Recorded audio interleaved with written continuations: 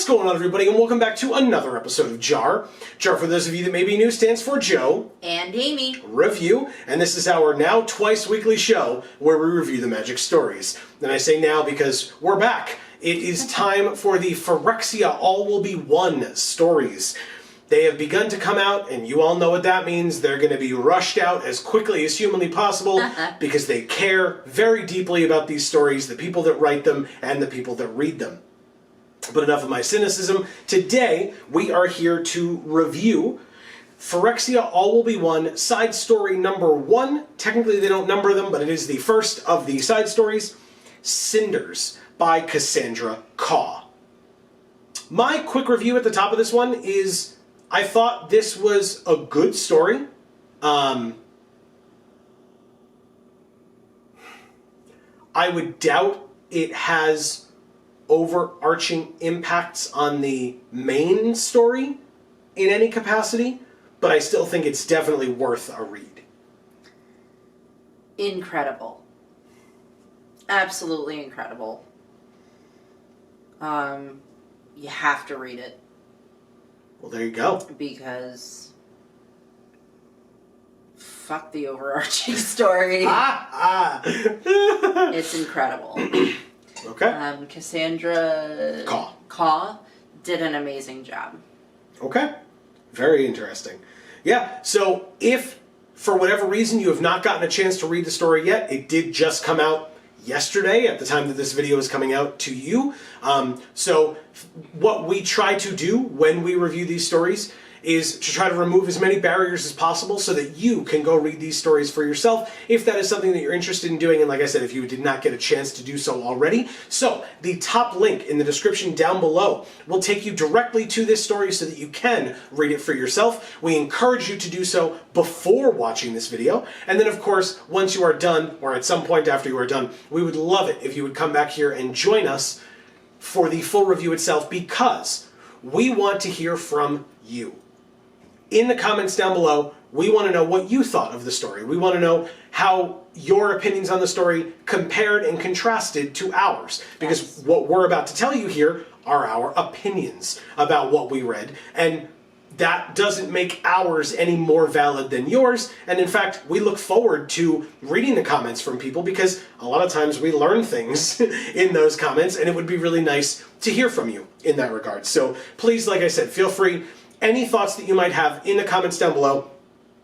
Did you like it? Did you not like it? What things do you agree with us on, disagree with us on? What did we not talk about that you thought was pertinent to discuss? That's what the comments down below are for. We want to hear from you about anything. Before we get on to the full review itself, especially because this is a new set, etc., for folks who may be unaware, hi, welcome to the channel. Thank you so much for being here. Please, if you are enjoying the things that we're doing on this channel and you don't want to miss all of the reviews, because, you know, our plan is to review every single one of these stories, so barring anything crazy happening, we are going to be doing that. So, if you don't want to miss those stories and when they come out, when those reviews come out, you're going to want to subscribe and ring that bell so that you get notifications whenever any of our videos come out. And if you're interested in Magic the Gathering content, we are live every Monday at 8 p.m. Eastern, right here on this channel, playing MTG Arena, typically whatever limited format happens to be around at the time. And then on Fridays, we play video games as well, live at 8 p.m. Eastern, Friday nights. And like I said, it's whatever video game we happen to be playing at the time. This Friday, we will be continuing our playthrough of the original Shadow of the Colossus on the PlayStation 2. Yeah. It has been an absolute blast, and we encourage you to join us for that. And then a final reminder, we have other channels, Video Games for All and Gluten Free for All. Links down in the description box below. We would love it if you would join us there, sub, and ring the bells there as well. But without further ado, on to the full review itself, because we both, I think, have a fair bit to talk about. One of us maybe more than others. But we have a fair bit to talk about with this story. This was cool. We got to see, this is Phyrexia All Will Be One, and I feel like the big thing that they're talking about with this set is which planeswalkers are going to be completed and which ones are not, and then that big fight with all of the planeswalkers, right? It's you've mentioned how it seems like it's like mini War of the Spark, in that there are just so many different planeswalkers, and that's what's going on, and yet the first story that was released had not a planeswalker in it, had not a mention of a planeswalker in it. No reference to them, no, we're going to wait for this person to come save us, nothing. Right. Not even Koth mentioned, despite the fact that it's the Resistance, and Koth is a member of the Resistance. Nothing whatsoever. Yeah. So that was awesome, because it's a side story. So while I don't typically have anything negative to say about side stories that do in some way relate back to the main story, it was still nice to see this here, right? But this is set on the Quiet Furnace, which is kind of Urabrask's level of a new Phyrexia. And it's got floors. Yeah, it's got layers. It's like an onion or ogres. You take the escalator from layer to layer. It's like a big mall. Is really what it is. Yeah, that's definitely what it's like. No, and we read earlier about the fact that Urabrask has mentioned to, I guess, the Phyrexians in Urabrask's realm or floor or whatever you want to call it, not to harm the Resistance unless they are interfering with the great work that they're doing. I think that's what it's called. And the Resistance knows this for some reason. Like, they mention it in the story that, like, Urabrask said not to mess with us. Why do they know that? Yeah. How do they know that? And I'm not saying that I don't believe it. I'm just curious how they found that out. I would love to know. I'm not saying that I disliked that portion of the story because of it. I'm just curious, that's all. Yeah. Well, maybe they learned that from, like, encountering them enough and having them, like, not just turn them Phyrexian, and then they were like, hey, why aren't you killing us, or whatever, and they were like, hey, we were told not to. Yeah, I mean, that's as plausible as any other thought that you know. Because, like, I could see, like, someone getting that order, just, like, telling the people. Sure. You know, sure. like, just being, like, in that situation where they're, like, thinking they're about to die, right? Or be turned Phyrexian, whatever. And then the person who they thought was going to kill them doesn't, and they go, hey, why are you keeping me alive? And they're like, oh, well, you know, we were told not to kill you. Yeah. You know. Fair enough. Then we get to a situation in the story that I feel like it's so interesting, especially for this plane and the Resistance as it exists. I feel like this is a thing that probably happens more often than they would like to admit or discuss. But one of our characters, Rayanna, has a run-in with a completed Phyrexian who is trying to coax her to join the Phyrexians, to be completed. And we later come to find out, after our main character, Nayali, kills this completed Phyrexian, or I guess kills, maybe we don't know that, but she kind of throws the completed Phyrexian off of like a large fall into what I believe they said was magma of some kind, so probably killed that Phyrexian. And we find out that that Phyrexian was Rayanna's mother, who had been completed. And like I said, I feel like that probably happens more often than the Resistance would like to discuss. Sure.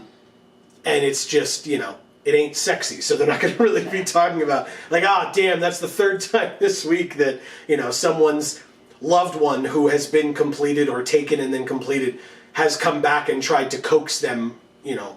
And we'll talk more about that, of course, because that's a big crux of this story. But yeah, the relationship between Nayali and Rayanna being childhood friends is a big deal here. And And yeah, I mean, I guess I'll just turn it over to you at this point. Do you want me to like read these and then you'll talk about them? Do you want to read them? Okay. Read them.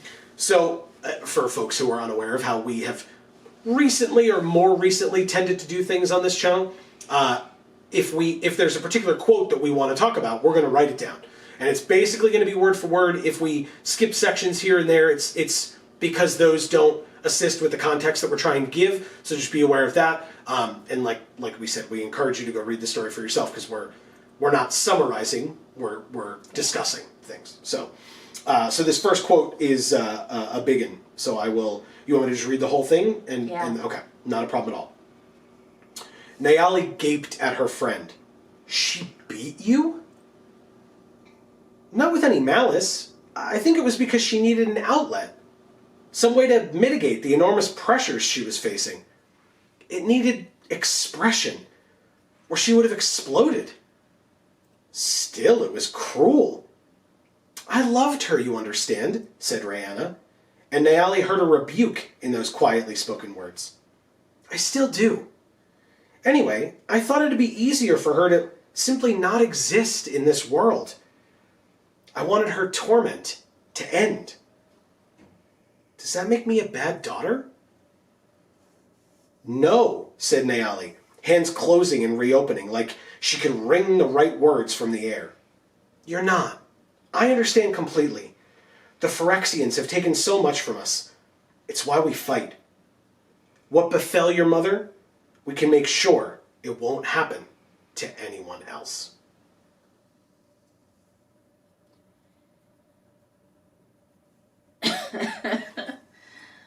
Oh, there's so much to say about that.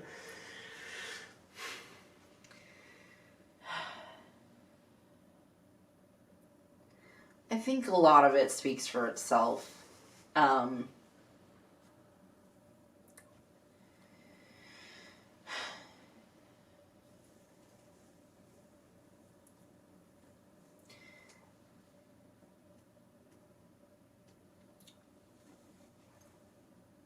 When I talked to my therapist about my abuser, I guess I should say, and kind of explained the backstory, if you will,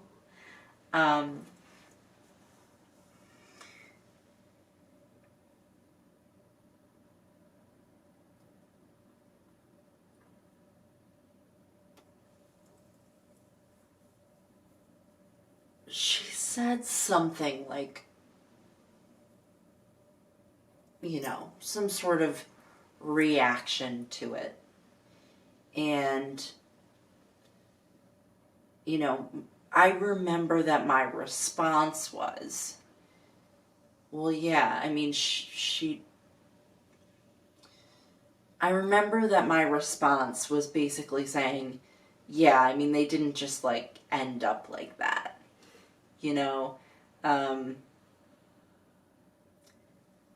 Things happened that got them to that point. And,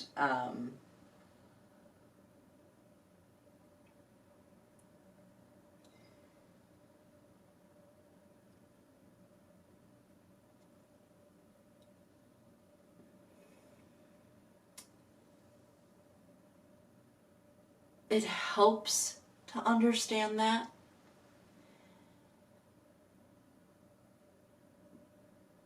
But it also helps to understand that that doesn't make what happened to you okay. Your mom needing an outlet to express her own pain does not mean that you deserve to be abused, right? It means that she deserves to be able to help herself and doesn't know how else to do it, right?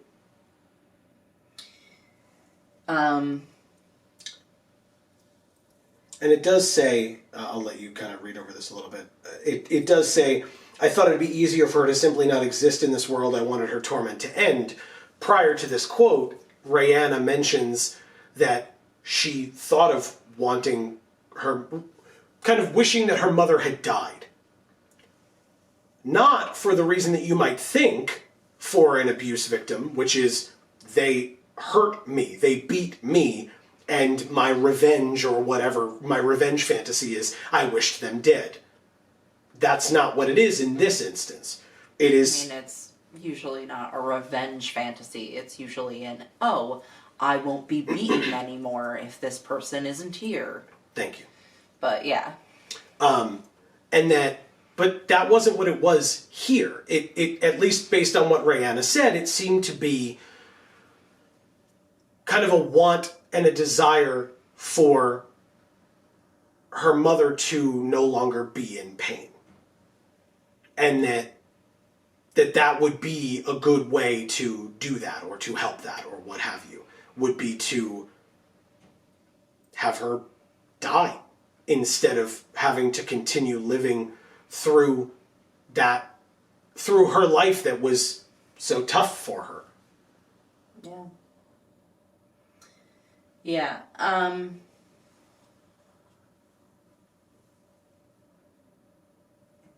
Sure. I mean, I can see that, wanting that for your abuser.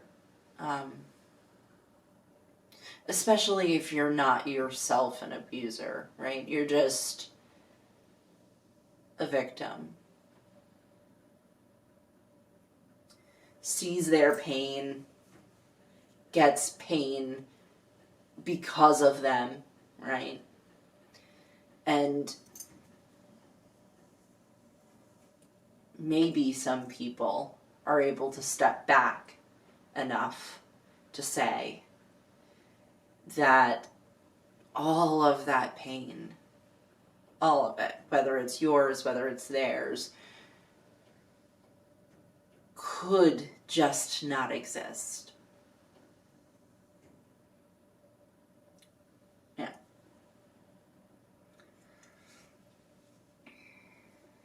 And then she asks, does that make me a bad daughter?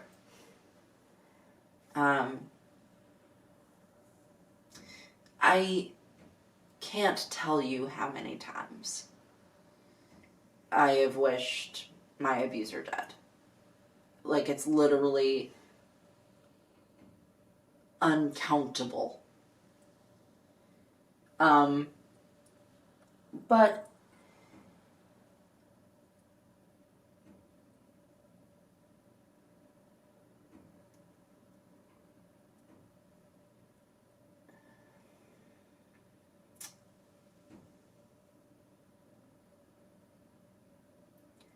I was not the person who asked myself that question. Does that make me a bad daughter? I didn't care if that made me a bad daughter. Because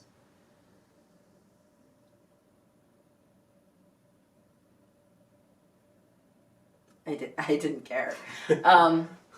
But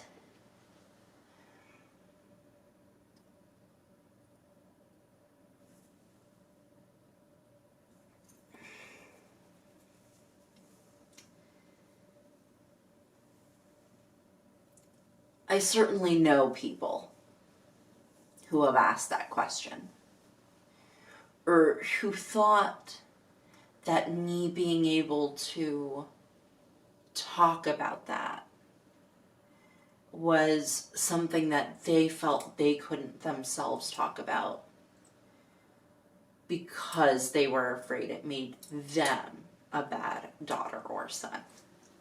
Right? And I think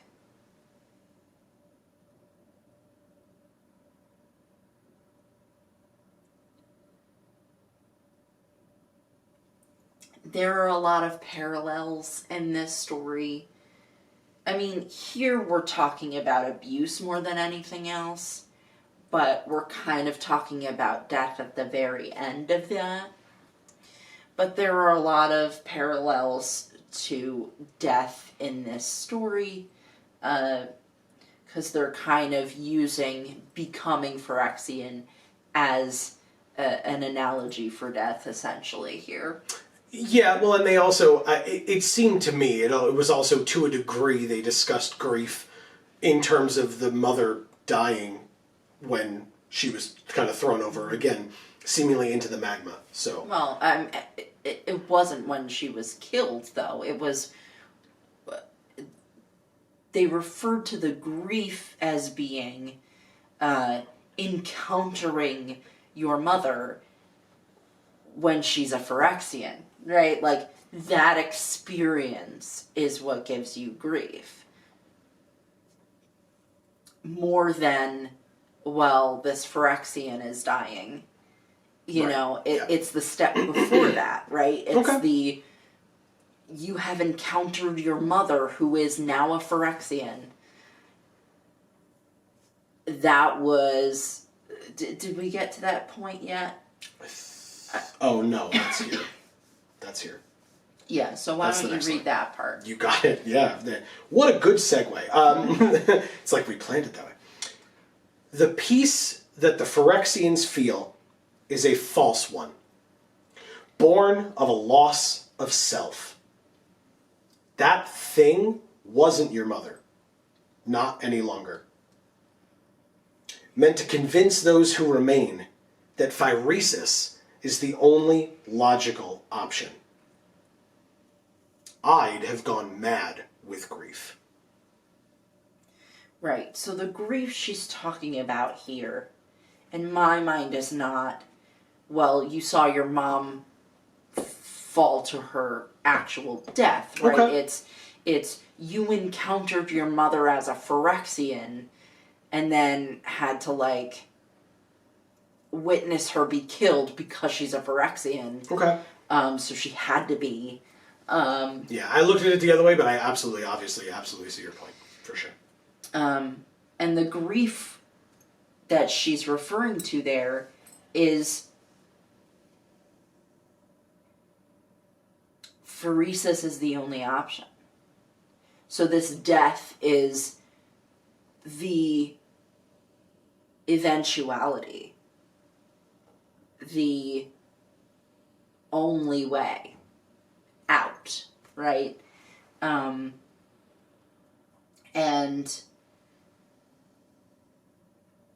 you know, the person who she's talking to, who was she talking to here?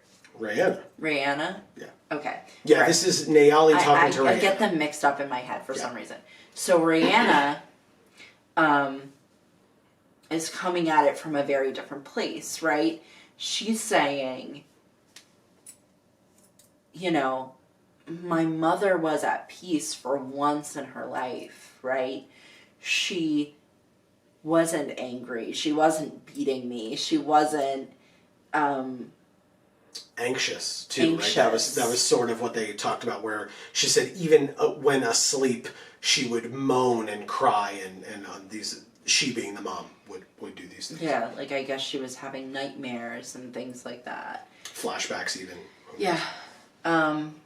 And so Rhianna's experience here, she's saying, you know, I loved my mother. She beat me, but I understood that, you know, to a degree what she was going through. And, you know, now she's this peaceful being, which she never had before. Right, because when she was trying to coax Rhianna, she the mom was trying to coax Rhianna into the fold to join the Phyrexians, Rhianna mentions that she sees the peace on her mother's face, and that was something that she had never seen on her mother's face before. Yeah. So, and then, what's the other woman's name? Nayali, the main character? Nayali? Yes. Okay. So Nayali is saying, well, no. The peace is fake. You know, she's lost herself. She's no longer your mother. She's no longer herself. She is simply well, a puppet was the word, one of the words that they used. We didn't write that down. We didn't write that down. It was in that sentence. But yeah, she's a vehicle for the Phyrexians to keep moving forward with their, you know, taking over of everyone. And as we see with Sahina's partner as well, with the young boys seeing their father, they then, when the Phyrexians complete someone, they then use that person to attempt to complete their friends and family, their loved ones as well, by having that person be at peace and go to them and say, oh, it's amazing, you should come join us, come, it's amazing. And it's like, yeah, that's why Nayali, your point is, that's why Nayali is saying those things. Yeah, and so I mentioned sort of an analogy of death here, but that's an analogy of abuse as well in that regard, right? Big manipulation. Because then you're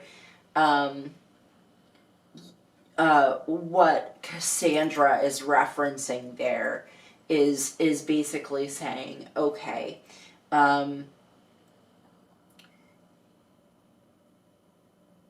abusers take their family along with them, because of whatever pain has caused them to become an abuser, right? Everyone that they're now affecting with that abuse is essentially, you know, the analogy here. They're going back to their family members and turning them to Phyrexians, you know, which is, you know, in my mind, just this parallel to the fact that when you're that affected by whatever pain has caused you to become an abuser, right? You're now affecting everyone around you, which, of course, primarily is your family. With that, so that they then become victims of that abuse and possibly go on to become abusers themselves. So I think that's a really good comparison here, is kind of like using this Phyrexians motif to kind of describe that sort of thing that happens, right, in that kind of a situation.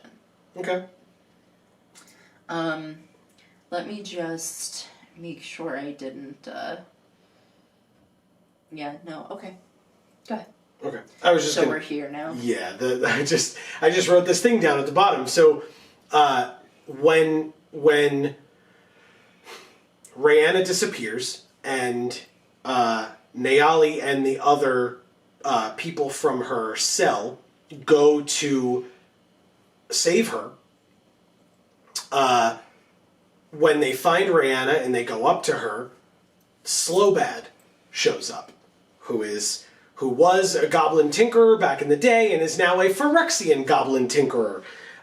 Still love him, though. I was just going to say, so what I wrote down here was, for those of you that join us on stream on Mondays and see the types of cards that Amy heavily advocates that we pick, you will in no way be surprised, and this is a joke, please understand it's a joke because we've been talking about serious stuff, but I wrote, Slowbad showed up when Rayanna revealed her secret, and Amy instantly stopped rooting for the main characters. No, yeah. But you do still love him, and that's okay. I do, yeah. But anyway, so then the next like actual thing that we're going to talk about, All right, yeah, is a quote from Rhianna to Nayali now. So the other ones were all Nayali trying to have this discussion with Rhianna and try to, like, wake her up or make her realize, like, no, the Phyrexians aren't right, and it doesn't sound good, this isn't okay, and all those things. And now you have Rhianna trying to express her points to Nayali when she says, we're not all like you. I don't want to die afraid, Nayali. I don't want a life like my mother's. I want it to stop. Don't you understand? I want this to end. I want the perfect peace that my mother was given. Slowbad, he promised me that there will be peace, that I will be reunited with the people I love and long for and miss. Yeah. So I'm going to start with the beginning part of this. Makes sense. And sorry, my leg is itchy. And how dare you? And I'll start with the parallel to abuse again. So we're not all like you, right? I don't want to die afraid. I don't want a life like my mother's. I want it to stop. So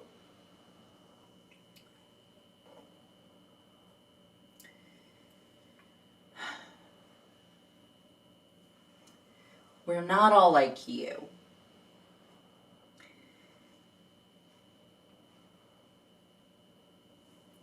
That's absolutely something that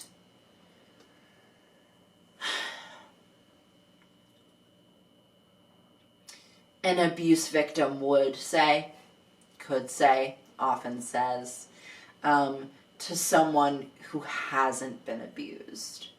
Because someone who hasn't been abused isn't there. They're not in this place that she's referring to in these lines here, where she's saying, I don't want to die afraid. I don't want a life like my mother's. I understand the trauma that she experienced and the pain that she experienced that caused her to inflict that pain upon others, right? And I experienced that pain because she inflicted it upon me, right? And so I don't want that. I don't want to become like her. I don't want to live a life where I have that much pain to cause me to moan and cry in my sleep and abuse my children, right? Yeah. I want it to end. I want it to stop. Don't you understand, right? And that is, no, they don't understand. I was going to say that. Yeah.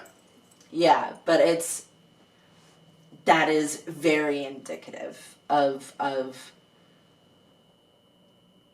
what someone who has been consistently abused might, I won't say does, because, you know, it depends on the person and the situation and everything, but that's certainly something that might be, you know, the result of having been abused, for sure. Yeah. I want this to end. I want the perfect peace that my mother was given. Yeah, almost as if she didn't in any way hear what Nayali said to her before and just was still kind of... I guess I'd like to think that she was still clinging to that because it's a positive feeling that she got surrounding her mother's death, so to speak. So what I'll provide... Sure, please. of context to this from my own experience is she's looking at that piece as what my therapist would probably call dissociation, or what most people would probably call denial, which are actually two very different things, right? But in either case, what you're doing is you're separating yourself from the pain that you've experienced to a degree that you're then able to live your life as though it didn't happen. And dissociation would be like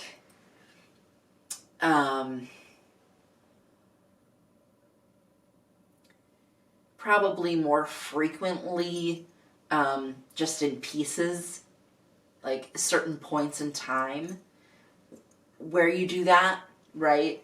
Whereas denial is usually much more of like a lasting thing, you know, but from my own experience, you know, what I can provide to this is to say, did we read the rest of this? Slow bad. He promised me that there will be peace. I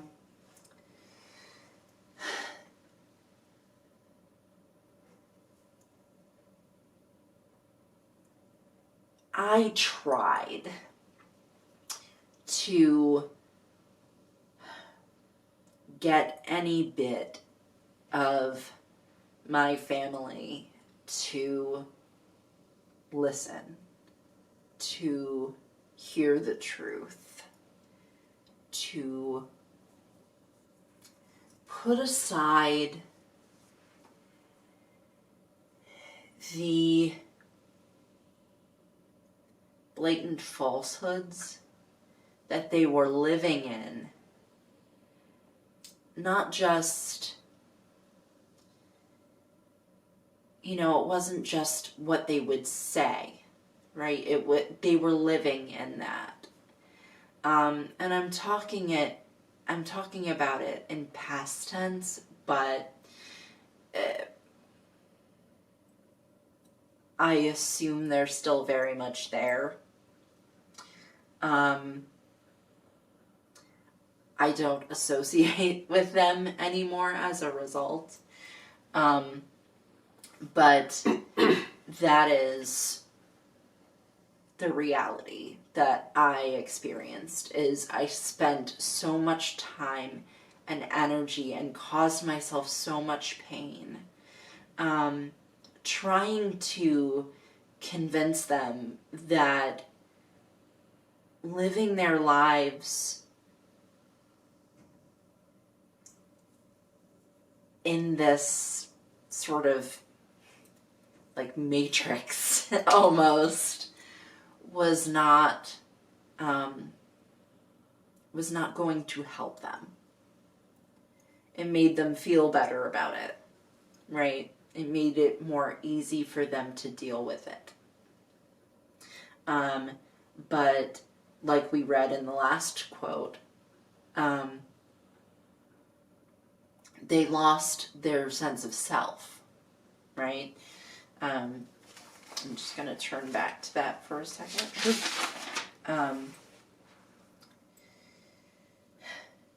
The peace that the Phyrexians feel is a false one, born of a loss of self.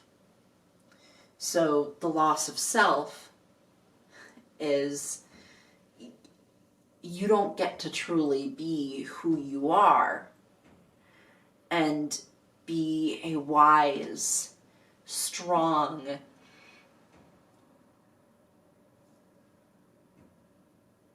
fully evolved version of yourself, because you're choosing to encapsulate yourself in a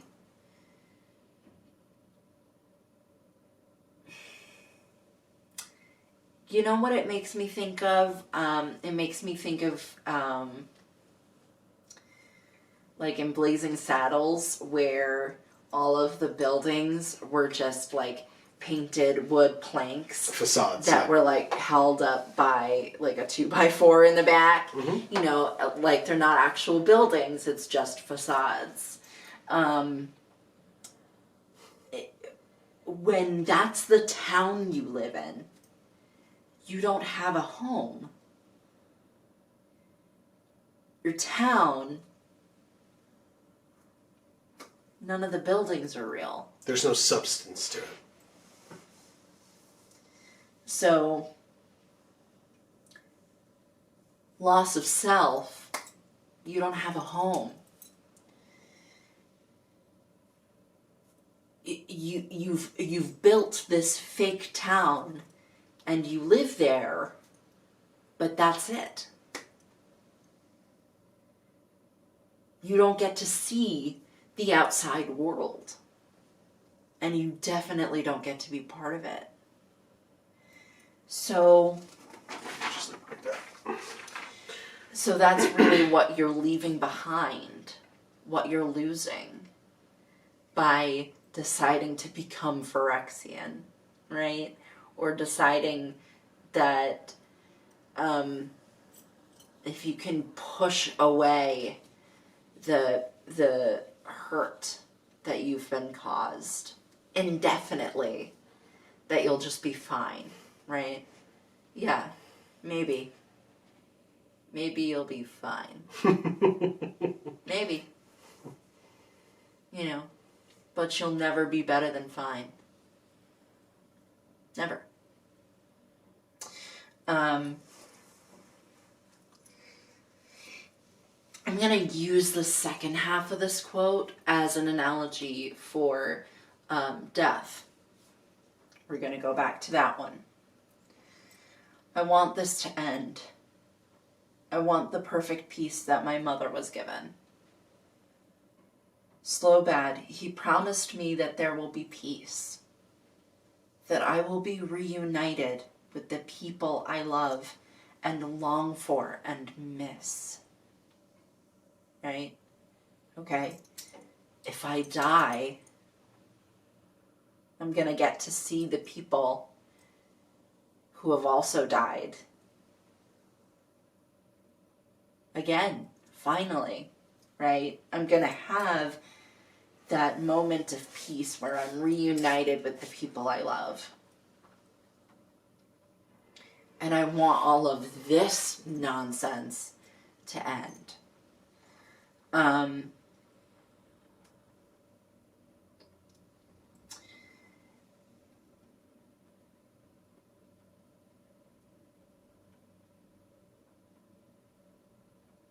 The next quote I wrote was, "We're with you to the end." Because this was the moment where Rhianna is, I'm so sorry I'm not getting these names for whatever reason tonight. They're just going right out. It's a lot, don't you worry.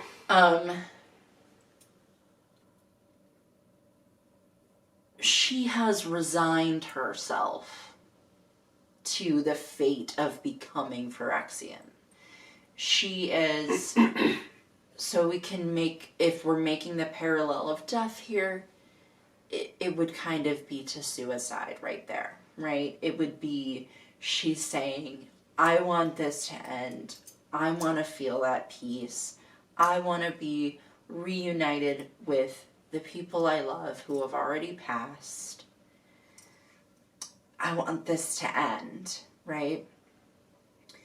But the moment where that is important is where her friend says, we're with you to the end, right?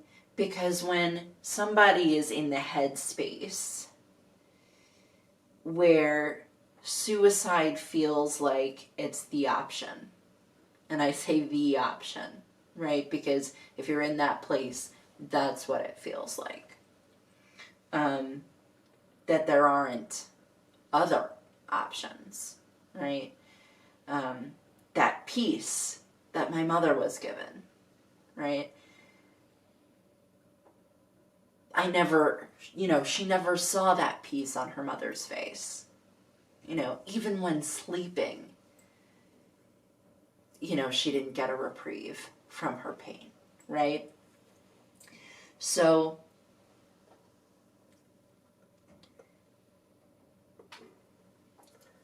I don't mean to undercut your point, okay. because I think it's still well taken, but for folks that did read the story, they'll be aware that that line was not said to Rayanna.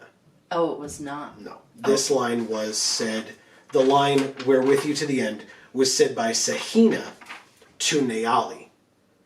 When Nayali was being confronted by Slowbad and was like, "Come on, all of you, stay with us. Yeah. Here, look, it's your dad, kids. He's with us. Right. Don't you want to see your dad again?" And the kid's like, "Dad, I do want to see my dad again." Right.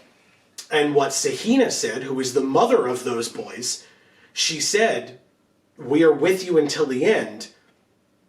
If you want to fight to the death, we will fight to the death with you. So that if we're going to die, I'll die.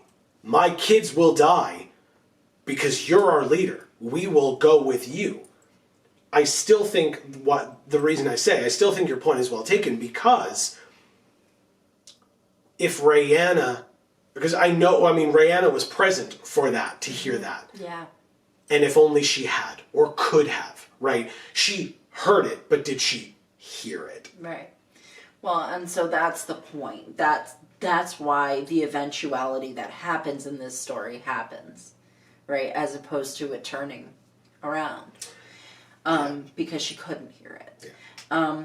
But yeah, multiple times they were talking about family, right? They were I was saying, just going to say that for sure. We're family, we're a clan. And even Slowbad was saying that about the Phyrexians. Yeah. Like, well, we're a family too. We're not here to harm you. We're here to help you.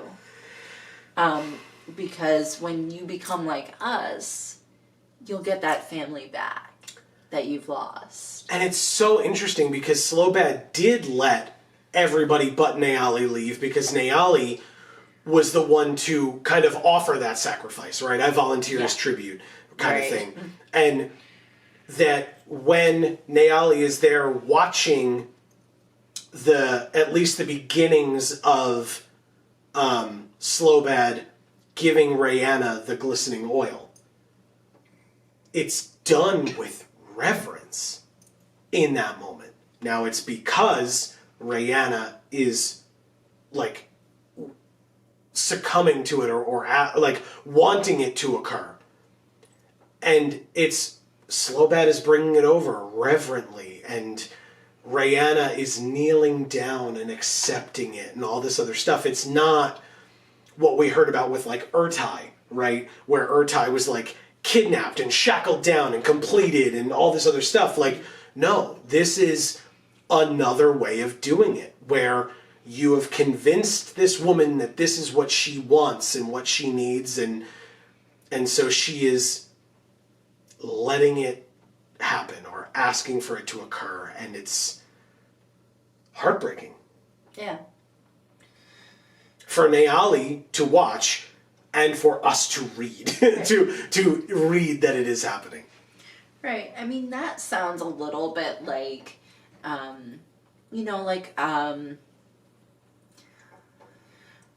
like religions saying,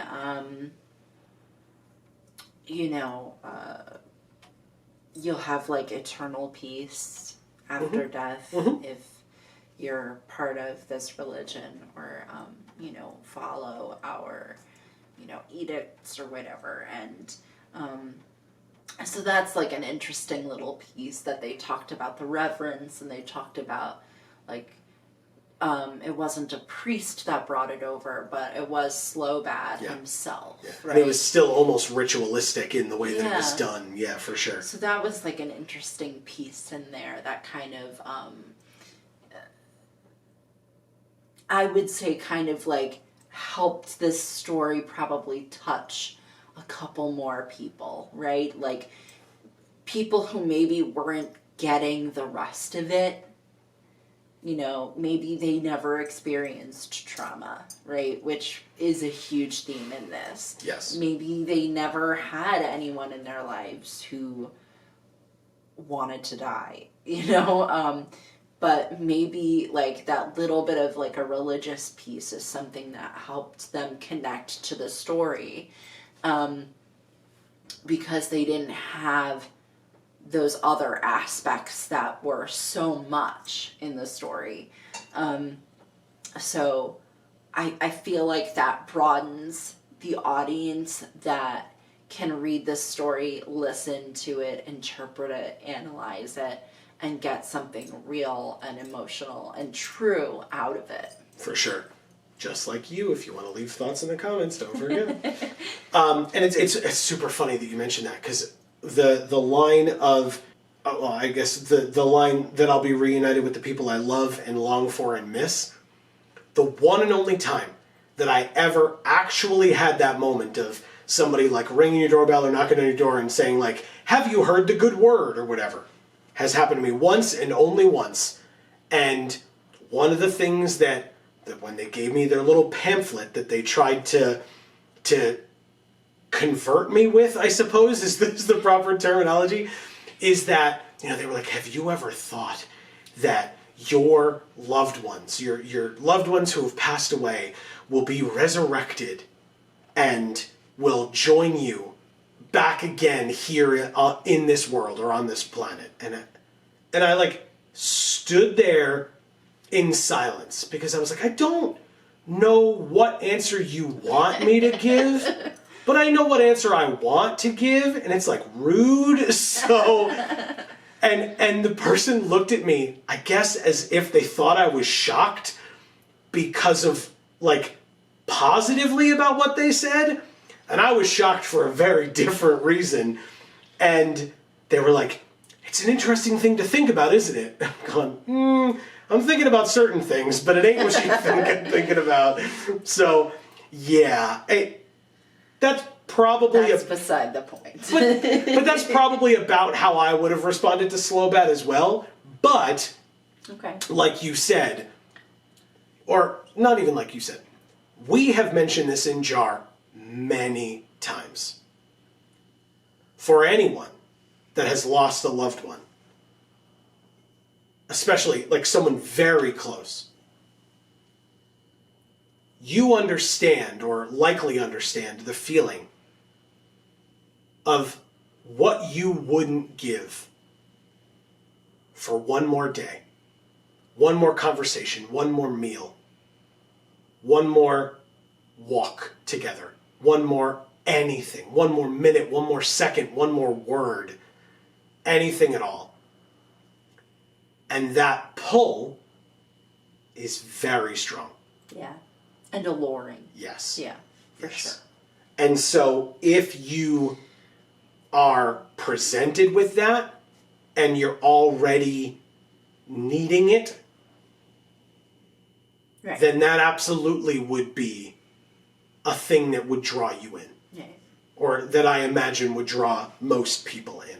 Sure. And again, it talked about this story talked about the child who saw his father again. That Slowbad kind of presented. And you could almost imagine that the father like kind of steps out from behind Slowbad, Yeah. right? And that like makes the kid drop the spear. He was behind him all along. But it's like, you know, you could see like the kid dropping the spear, just being like, Daddy? Like, Yeah. Yeah. what? It's fucking heartbreaking. Yeah, yeah.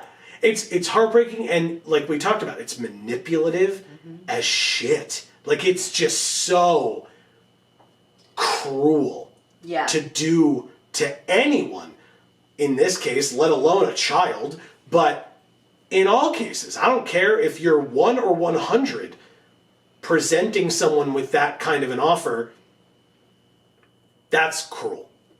Sure.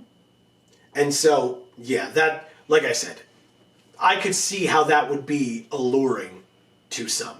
Yeah, for sure. I don't know if you wanted to move on to the next quote or if you were still trying to finish your point up here. Yeah, we can move on to the next one. Go ahead. So, Nayali. Now I'm forgetting names. Nayali. No, it's fine. It's not your fault. It's catching. Yeah. Get away. Nayali kind of thinking to herself while in the cage, right? All this happened because of one person. She had given everything to save Rihanna, believing that yes, that one life could be that important. Right. And that's why the one quote that I wanted you to write right before that was, "We're with you to the end." Because people who are in the mind space of being suicidal, what they need is to hear that there are people who care. They're gonna be there no matter what. And, you know, she's right. I mean, she gave everything to save Rihanna, and it was worth it, even though Rihanna ultimately doesn't go with her, right, and decides to stay and become a Phyrexian. It was worth a fucking shot. And think about the dichotomy. I mean, Rihanna talks about wanting the peace that her mother had, or to be reunited with her mother, or whatever it is that in that moment that was her prevailing factor. Nayali just wants to be reunited with Rihanna. Right. And does so much to try to get her back. Well, because she sees, kind of like what you were talking about before, she sees, okay, the reality is that, she's not really being reunited with her other dead loved ones, right? She's becoming a Phyrexian, they're Phyrexians too, and they aren't themselves anymore. Yeah. So that piece of the alluring, manipulative statement that they're making is a lie. It is a manipulation, because you aren't going to feel that love that you felt for your loved ones when you're standing next to them, a Phyrexian, right? You just aren't.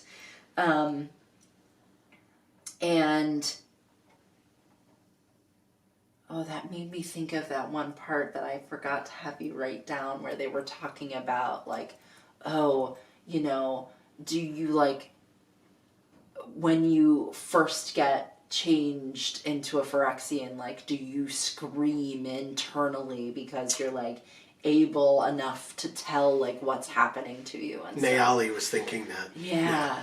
That, like, are you aware of what your body is doing, but you can't stop it? And so, would you scream? Would I scream? Right. Yeah. Powerful, man. Sure. And terrifying. Yeah. What a horrifying concept. Right. But it's like that, right? It's like you don't have control over, the thing that you become, right? So that being reunited with your loved ones isn't real. Yeah.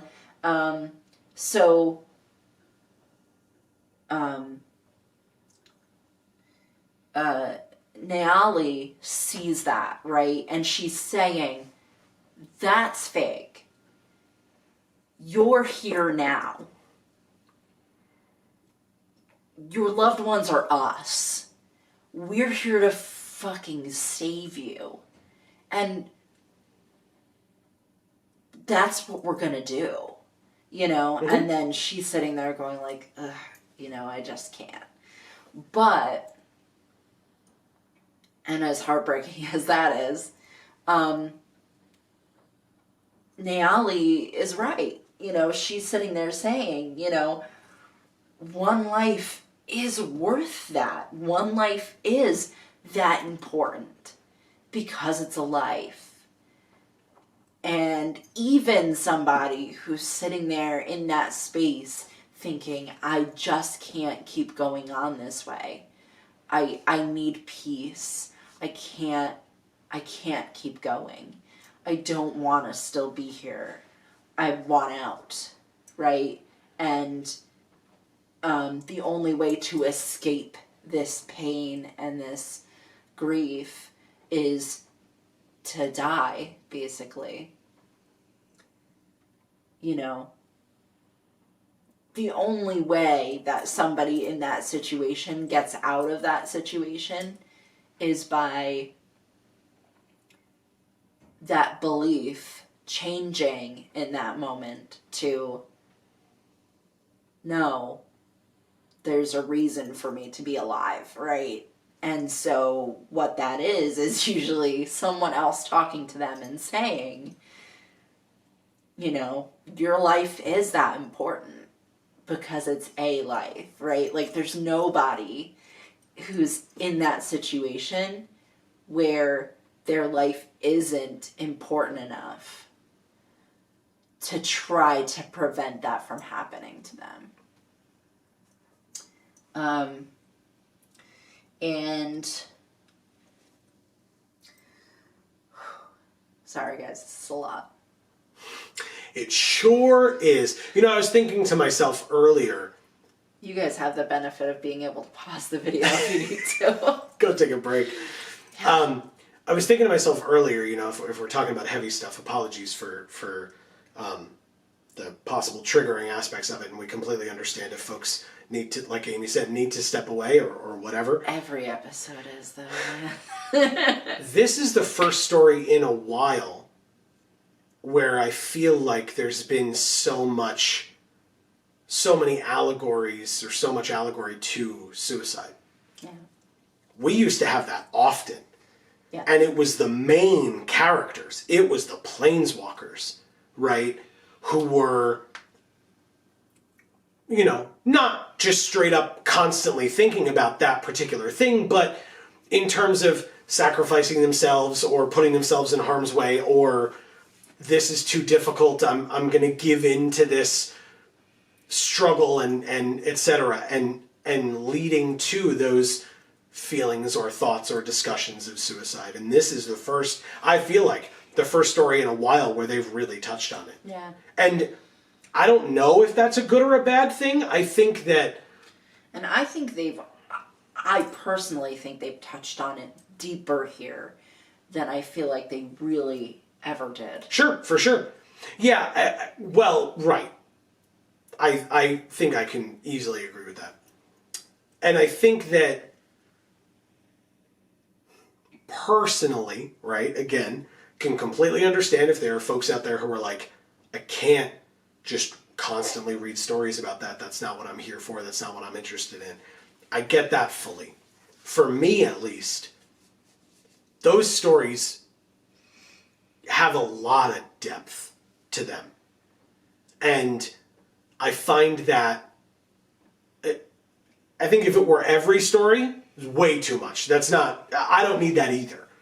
But every once in a while, to have something so real like that in there, I am okay with that. And I appreciate that realism involved in it. Like I said, I'm sure that there is a line, or I know that there is a line. If that line for you was this story, and you're comfortable letting us know, please do. But I think because it had been such a long time since we'd seen a story with this kind of depth, or with those kinds of themes with this kind of depth, I appreciated it, for sure. Okay. I'll sort of agree with what you're saying as well as disagree with it. Sure. And here is how. I'll say that for me, one of the things that you've said to me recently is like, you asked me like how committed I was to like continuing to do JaAR, because for a period of time it really was very difficult for me to commit to like sitting down with you and having us read these stories and have us do these videos. For sure. And the reason is because those stories were not impactful. Those stories had no depth to them. And if a story is not impactful, it's difficult for me to come in and be like, yeah, I'm definitely going to sit down and do this.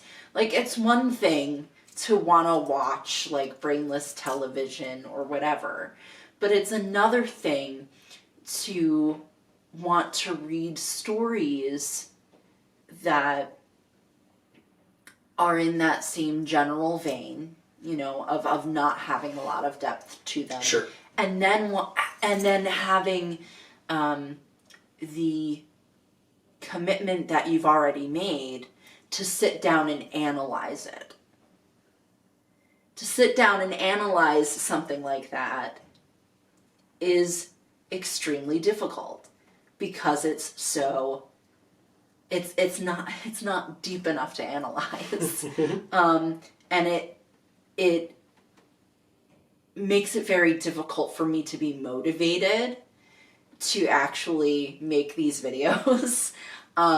If I feel like I'm being tasked with, well, now I have to analyze this story, and I don't feel that there's enough to it for me to be able to give a detailed, meaningful analysis of any kind.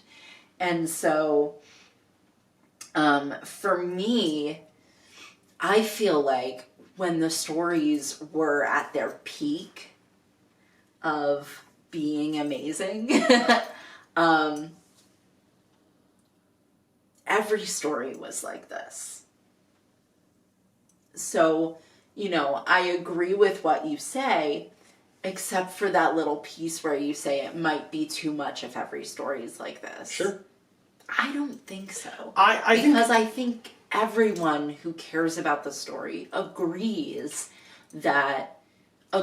with the period of time that the stories were at their prime.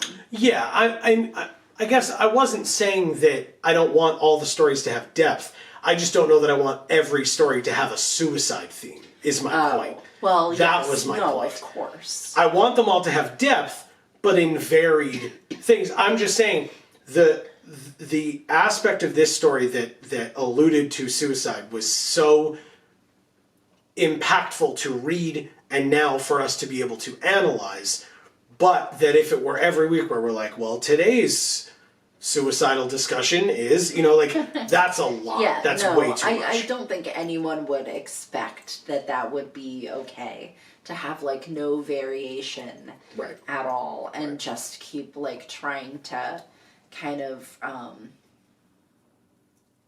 bombard you with the same themes over and over again, regardless of what they were. Sure. Especially something as heavy For sure. as a theme like suicide. For sure. I don't. But yeah, I mean, for me, I think very deep, very impactful stories are the reason to have stories. Sure. So for me, you know, I need to have it deep, you know, but for me, you know, I can identify with stories like this and not everybody can, like what I was saying before. Some people need stories that they can identify with in order to be able to be interested in the story at all. And if they've never been in a place where they've had a mindset like this in, you know, for any of the characters in any of the situations, because obviously Naali had a very different mindset from Rihanna, right? But if they can't identify and be in the shoes of any of these characters, they're not really necessarily going to get as much out of the story, right? So, like I said before, it matters to sort of vary a little bit in the themes that you're talking about in the story so that you can encompass more of an audience. And have people connect to the story that maybe wouldn't have before. Like that little religious piece in there, could have been the one little nugget that somebody needed to be able to feel a connection to the story. Whereas without that in there, they would have just been like, oh, okay, I didn't love it. I don't really get it, whatever. Okay, sure. So you ready for the final quote? Yeah. Because this is the finale, right? This is the last bit. Yeah. Despite everything, she, Naali, still reached out a hand, a final attempt. Rihanna turned away. That was that then.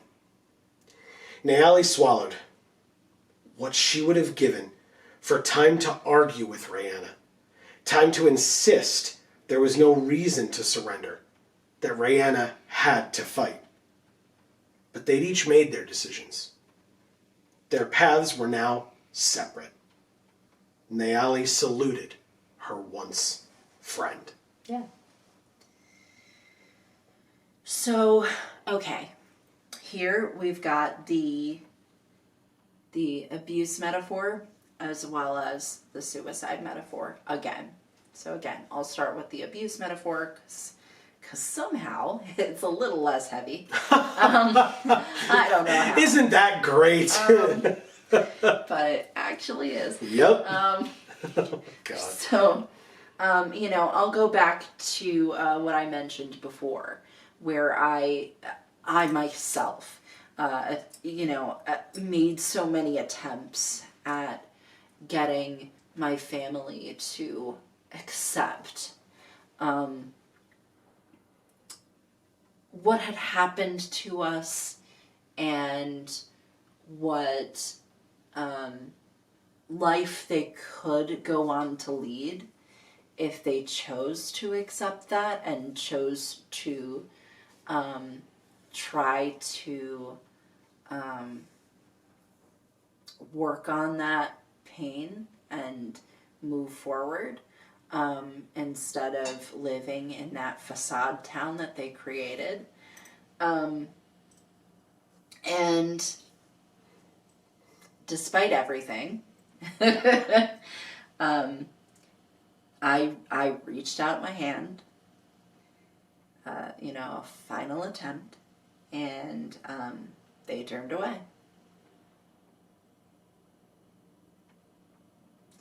So now we're here.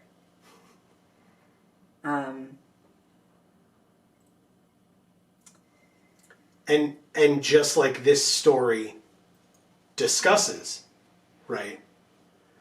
And we have discussed many times on this show. So again, if you've watched this show for a while, this may sound familiar, but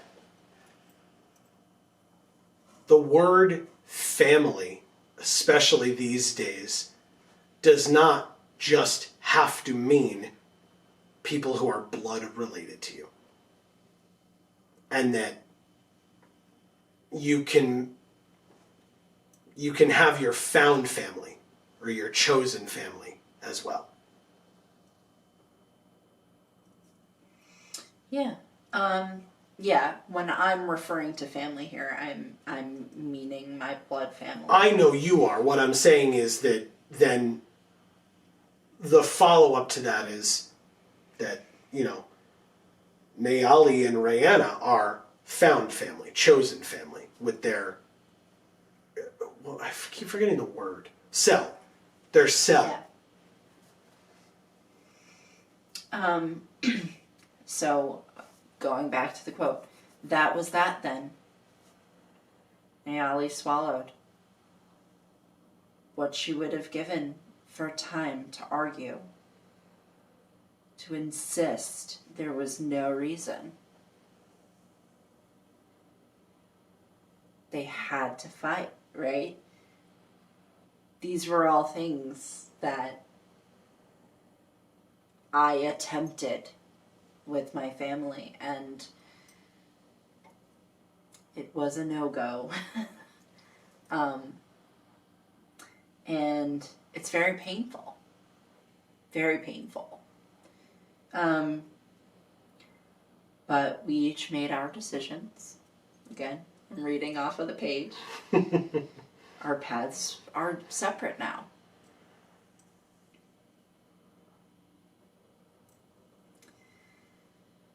That's it. Yeah, and it's, again, I mean, reading this story, it's a heartbreaking thing that she did all this. We read that quote earlier.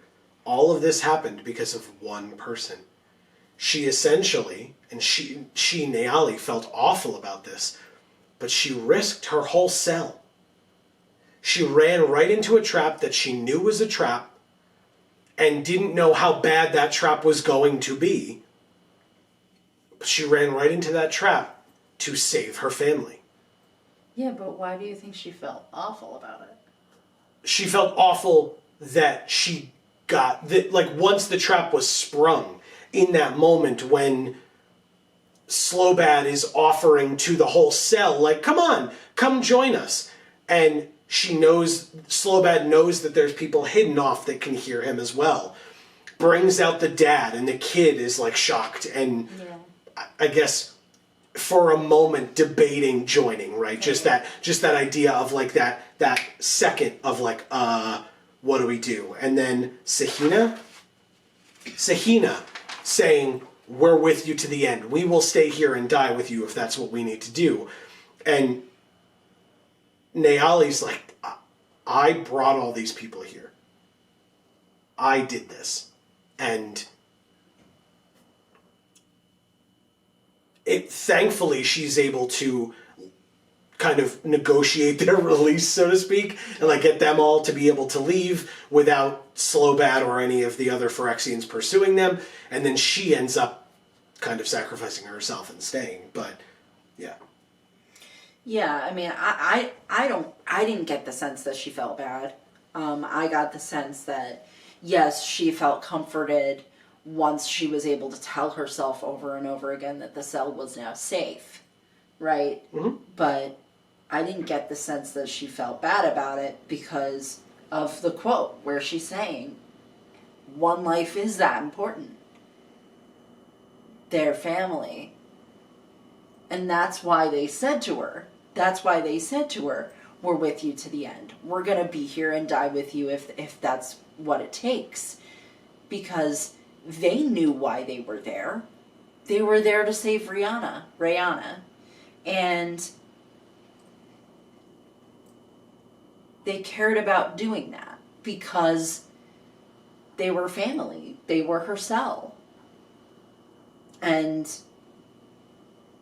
they too knew how important her life was. And felt it, especially because of all the people they had already lost. And that's what Sahina said when they were trying to rally was, we're coming with you. We've lost so many people already. Rayana doesn't have to be one of them, basically. Yeah, for sure.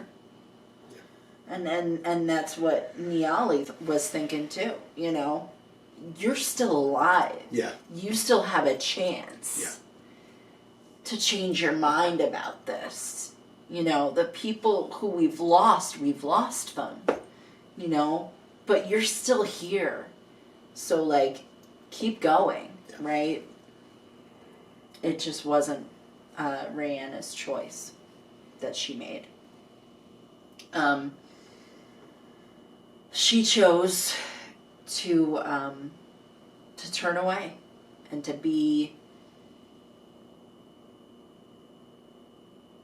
submit to the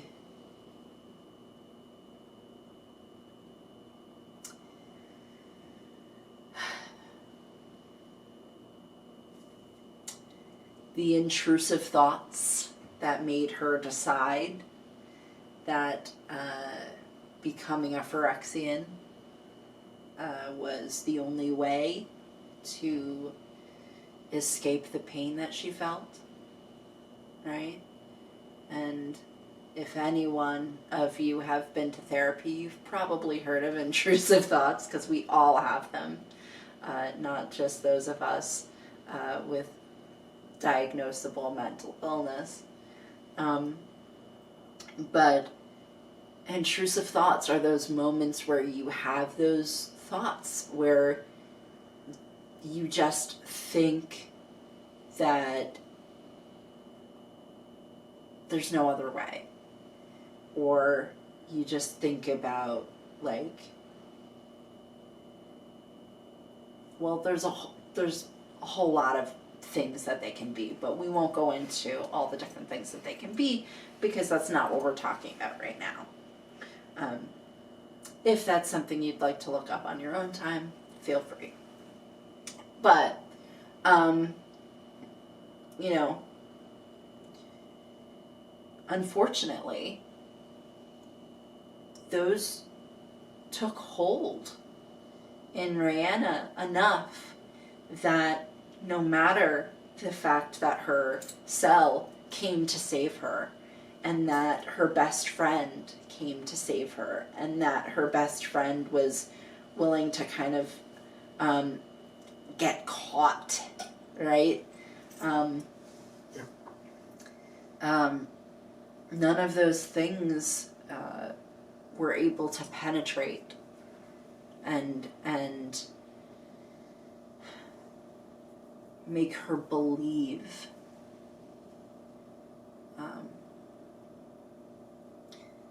If you think about what I said earlier, where that belief has to change in that moment, right? Now, beliefs are typically thought of being things that you think that are broad and basically never change.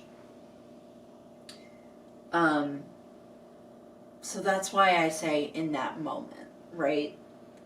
Because it's not really a belief, right? But it's what she's believing, it's what she's listening to that's going on in her own head, but she's listening to that and she's believing it as she's hearing it. And instead of believing her friends and family when they say, no, you're important to us, we love you, we don't want you to become a Phyrexian, please don't run off. And then she does, and then they go to save her, and she refuses to leave. Those thoughts got in, and they got stuck.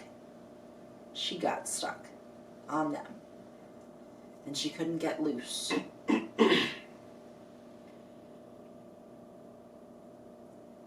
she paid the price. She just doesn't know it yet. Yeah. Which really means that they're all going to pay the price. If that's what actually ends up happening. Sure. Right? Yeah. Is because now they're all going to have to grieve her as well. Yep. Add her to the pile of people they've already lost. Yeah. And this one's going to hurt even more because they knew she decided it.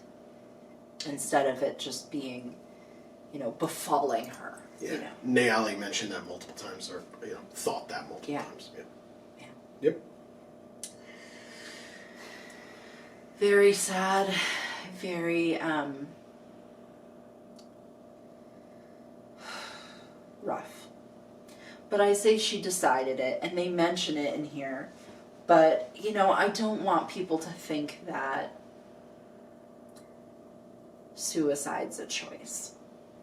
God, no. Because it's not. No, no, no. Like I said, those thoughts get in, and you believe them. And like you said, you can't hear the truth.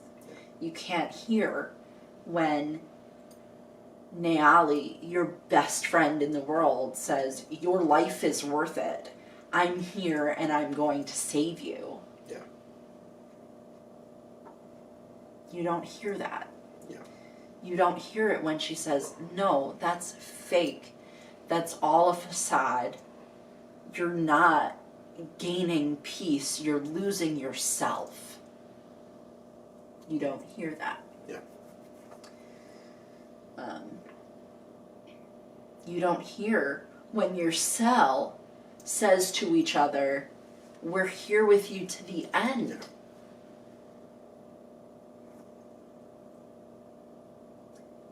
You can't hear it. So, it's not your choice and it's not your fault.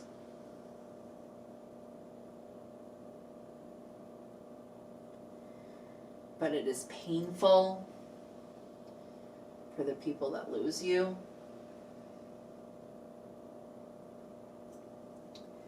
Because they know your life is that important.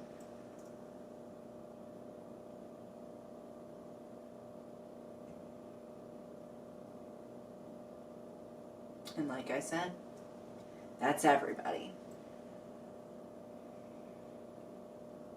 There's nobody where that isn't true.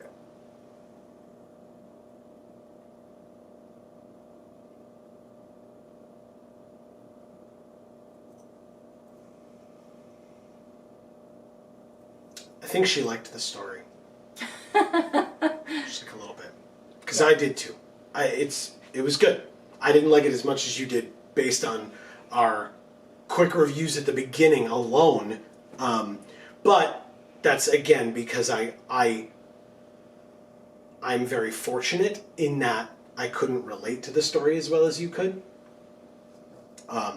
But, as always, I will be the first to say, and I hope that some of you will say it in the comments as well, but thank you for sharing all that stuff with us, as you often do, or always do, because it's important to get that perspective. I can't give that perspective, and so to be able to hear from somebody who has experienced it before and can share that is really important, and I'm always grateful for that, so thank you. Thank you. And I will say, I mean, you know, there's certainly a lot of death and grief in this story, and you've lost a lot of people that were dear to you, so oh yeah, that's a big aspect of what you can bring to this story. Which I tried to a degree. And I've had those discussions in other JaARs as well, and like I said, I tried to bring that here to a degree also. So yeah, for sure, I have that perspective. Whether I want to have it or not, I sure do. So yes, thank you. But yeah, that is going to be the end of this particular episode. What a just a jovial, fun time we had. But I mean, truly, we think that it's important to have these discussions, share these opinions, etc. And like I said at the top, and multiple times throughout, we're not the only voices. So let yours be heard. Shout out your opinions. Shout out's not the word, which is why I kind of trailed off. But let us know your opinions in the comments down below. Chat with us. Chat with your fellow commenters. Give us your opinions. We always want to hear them. We want it to keep the conversation going. We mentioned our streams. This is not a plug, but it also is. It's just we stream every Monday and Friday at 8 p.m. Eastern. We are very rarely talking about what's actually happening on the screen. So if you want to come in and talk about whatever you want to talk about with the things that we've discussed, we would love to hear from you. So that is okay. Yes, for sure. So come join us. We would love to have you. As a reminder, if you subscribe and ring that bell, you will get notifications whenever any of our videos come out, like more JaARs to come, because we got lots more stories to go.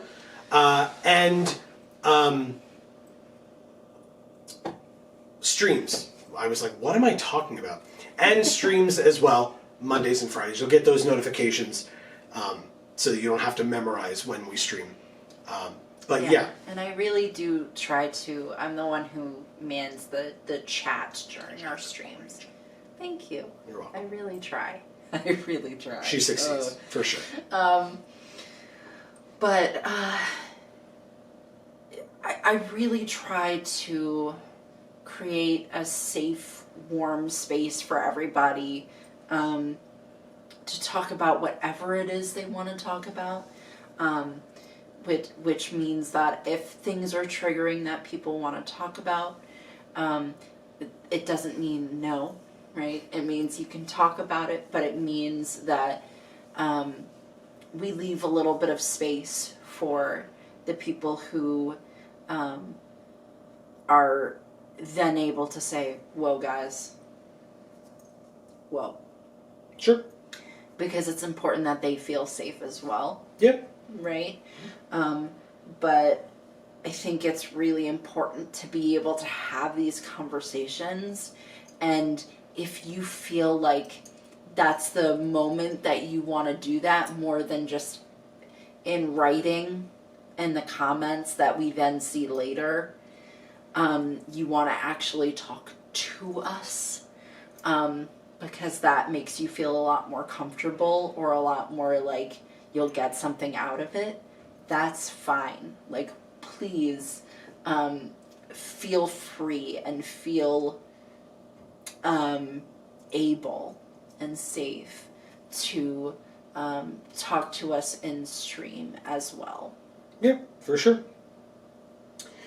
So, like I said, we'll be back hopefully on Monday. That's our plan. No promises, but we will try our best with another episode of JaAR to review the second side story that was released on Thursday, the day before this video comes out.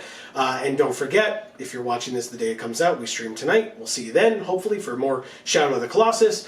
We have other channels as well, links down in the description box below. But joining together and having heavy discussions on cool stories that we start off the show saying are phenomenal is a really great way for all of you to join us as we show off our #Vorthos Pride. We're back. Phyrexia, all will be one. We've got, I assume, 9 more stories to go. There have been 10 for all the others. I haven't heard anything contrary to that. So we've got 9 more of these things to go. We would love to have you join us for each and every one of them that you are interested in doing so for.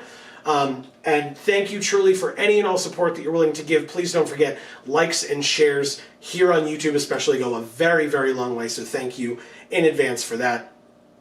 But for now, from us here at the Geek for All family of channels, I've been Joe. And I'm Amy. And as we always say, in whichever video of ours you watch next, we will see you all next time. Thanks, everybody.